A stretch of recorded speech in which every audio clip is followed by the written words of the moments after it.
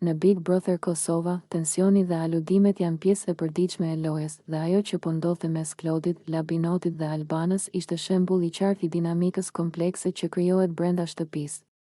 Alba, duke vëzhguar me kujdes çdo gjest dhe çdo fjalë, nuk mund të mos përmendte lidhjen mes Klodit dhe Labinotit.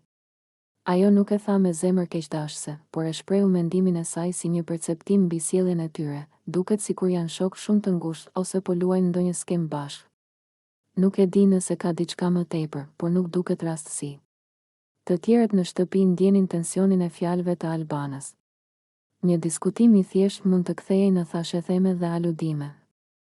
Sepse çdo gjest i Klodit dhe Labinotit ishte nën lupën e të gjithë banorëve. Disa e shikonin këtë miqësi si një strategji të lojës, një mënyrë për të mbrojtur njëri tjetrin dhe për të fituar ndikim brenda grupit.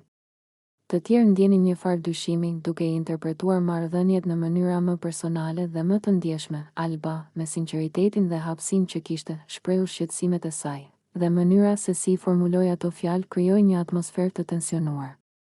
Nuk ishte vetëm një aludim, ishte një mënyrë për të parë dinamika më të thella, strategji të fshehura dhe lidhje emocionale që shpesh ngatërohen me lojën. Në një ambient ku çdo gjest, çdo shikim dhe çdo bashkëpunim mund të interpretohet, ndjenja e dyshimit dhe e kuriozitetit është e pashmangshme, ndërkohë Klodi dhe Labinoti nuk dukeshin të shqetësuar për komentet.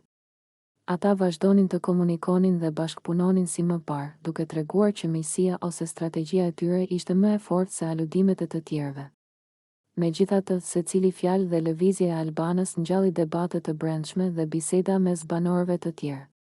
Disa u ndjen të intriguar, disa të shqetësuar, por të gjithë ishin të vetëdijshëm se çdo perceptim mund të ndikojë mbi lojën dhe marrëdhëniet. Kjo situatë nuk ishte thjesht një histori për miqësinë ose perceptimet.